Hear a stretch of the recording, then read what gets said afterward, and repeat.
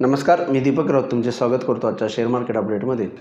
आज मार्केटमध्ये कारभार एकदम डल आणि फ्लॅट राहिला। निफ्टी, बँक निफ्टी, सेन्सेक्स या तीन इंडेक्समध्ये मार्केटमध्ये एंटायर दिवसभर कारोबार रटाळवाना राहिला आणि एक रेंज बाउंड स्मॉल रेंजमध्ये निफ्टी 40-50 पॉईंट, बँक निफ्टी 100-200 पॉईंटच्या आसपास ट्रेड करत राहील।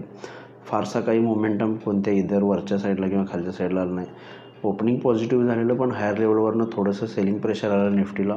पॉझिटिव्ह ओपनिंग दिल्यानंतर निगेटिव्हमध्ये गेलेली निफ्टी आणि एंटायर दिवसभर most of the time market negative टेरिटरीमध्ये राहिलं, पण एक रेंज बाउंड राहिलं। 24,200च्या आसपास निफ्टी ट्रेड होताना बघायला मिळाला। तर बँक निफ्टी जो आहे तो 52,200च्या आसपास ट्रेड होताना बघायला मिळाला आणि क्लोजिंगही त्याच पद्धतीनं आलं आहे। पण फारशी काही मोमेंटम नाही। 2 दिवसाच्या जबरदस्त बाउन्स बॅकनंतर आज एक ब्रिदिंग सेशन म्हणता येईल याला बघायला मिळाला। थोडंसं या लेवलला थांबलेलं मार्केट बघायला मिळालं। पॉझिटिव्ह गोष्ट आहे की मार्केट शार्प फॉल दिलं नाही। ह्याच्या आधी कसं होत होतं, मार्केट वर गेलं तर इमिजिएट सेलिंग यायचं। ते सेलिंग येताना आज आपल्याला बघायला मिळालं नाही। ही मार्केटमध्ये आजच्या ट्रेडिंग सेशनमध्ये पॉझिटिव्ह गोष्ट आहे, जी फर्दर अपमूव कदाचित येणाऱ्या सेशनमध्ये आपल्याला देऊ शकते, जर ह्या लेवल्स मार्केटनं मेंटेन केला तर। FIDIचा ॲक्टिव्हिटी डेटा काल FIDIने जबरदस्त खरेदीचे आकडे आहेत 9,900 करोडचे, पण हे आकडे कन्सिडर करता येऊ शकत नाहीत असं मला वाटतं, कारण आज हा आठवडा जो आहे तो मंथली एक्सपायरीचा आहे।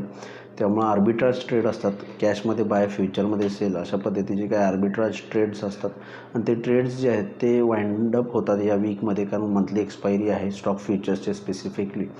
त्यामुळं त्याच्यामुळं हा आकडा कदाचित 9,900 करोडचा आहे असं मला वाटतं।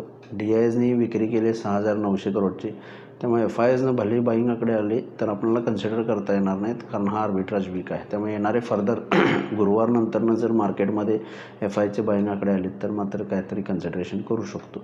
मग आजचा डेटा अजून अवेलेबल नाही FIDIचा, पण तोही बघणं गरजेचं आहे। ओव्हरऑल उद्यासाठी ट्रेड करायचं असेल तर मला वाटतं उद्या बुधवार आणि गुरुवार 2 दिवस एक्सपायरी डे आहे। उद्या बँक निफ्टीची एक्सपायरी आहे आणि गुरुवारी निफ्टी प्लस सगळ्या स्टॉक फ्युचरची एक्सपायरी आहे। त्यामुळे मार्केट थोडंसं चॉपी आणि रेंज बाउंड राहू शकतं। अप अँड डाऊन स्विंग्स बहुतेक कदाचित बघायला मिळू शकतात असं मला वाटतं, पण बायस अजून पॉझिटिव्ह आहे। कालही व्हिडिओमध्ये म्हटलं 24,200 लेवल इम्पॉर्टंट आहे ना, 52,200च्या आसपास। तर उद्यासाठी त्याच लेवलला 24,200च्या वर गेला तर 24,500पर्यंत निफ्टी जाऊ शकतं आणि आजचा जो लो आहे 24,125च्या आसपास, जर तो ब्रेक केला 24,125 तर खाली 23,950 ते 24,000पर्यंत निफ्टी येऊ शकते, एखादी डीप येऊ शकते। या अनुषंगानं तुम्ही निफ्टीमध्ये ट्रेड करू शकता। बँक निफ्टीमध्ये सिमिलरली 52,200च्या वर मेंटेन राहिलं तर 52,500 जाईल। आज ओपनिंगला बँक निफ्टी 52,500च्या आसपास ओपन झाली, पण इमिजिएट पहिल्या मिनिटामध्येच खाली आली। 52,200-300च्या आसपासच कारभार करत राहिला, त्यामुळे 52,200च्या वर 52,500 स्ट्रॉंग रेजिस्टन्स आहे बँक निफ्टीला। 52,000 फर्स्ट सपोर्ट आहे। 52,000च्या खाली आला तर 51,800 पण बँक निफ्टी उद्याच्या सेशनला येऊ शकते। त्यामुळं बोथ वे मला वाटतं थोडंसं उद्या चॉपी ट्रेडिंग सेशन राहू शकतो, कारण एक्सपायरीचे 2 दिवस आहेत शेवटचे, त्यामुळे थोडं वोलाटाईल मार्केट राहू शकतं। तर निफ्टी बँक निफ्टीमध्ये या लेवल्सनुसार तुम्ही ऑप्शन्समध्ये ट्रेड करू शकता। आज NSEमध्ये 1400 शेअर्स वाढले, त्या बाजूला 1,000 शेअर्स पडलेत। निफ्टीमध्ये 23 शेअर्स वाढले, त्या बाजूला 27 शेअर्स पडलेत। मग NSEमध्ये निफ्टीमध्ये सुद्धा काय मिक्स शो बघायला मिळतो। ॲडव्हान्स डिक्लाइन रेशोमध्ये काही वाढलेत, त्याच प्रमाणात शेअर्स पडलेले पण आहेत। सेक्टर इंडिसायजेसमध्ये आज IT, FMCG आणि ऑइल अँड गॅसमध्ये 0.5 ते 1%ची तेजी राहिली। फार्मा आणि ऑटो सेक्टरमध्ये जवळपास 1%च्या आसपासची मंदी राहिली। बाकी सगळे सेक्टर्स बऱ्यापैकी फ्लॅटच क्लोज झालेले आहेत। ग्लोबल मार्केटचा आढावा घ्यायचा झाला तर युरोपियन मार्केट्स मायनसमध्ये 0.5%, युरोपियन मार्केट्स सगळे 40-50 पॉईंट मायनसमध्ये आहेत। डाऊ फ्युचर्स फ्लॅट आहे, 50 पॉईंट निगेटिव्हमध्ये आहे, पण US मार्केट पॉझिटिव्ह मोमेंटममध्ये आहेत।